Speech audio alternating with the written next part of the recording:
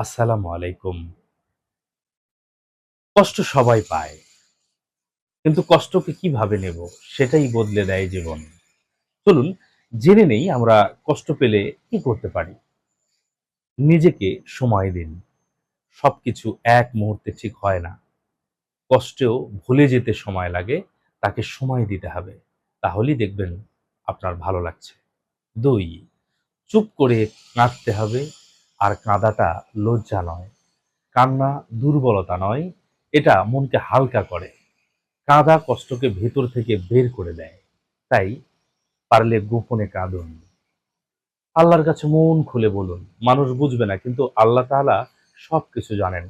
দোয়া করুন, আল্লাহর কাছে বেশি বেশি চান। দেখবেন আল্লাহ আপনার কষ্ট দূর করে দিয়েছেন। লিখে ফেলুন কষ্টগুলো।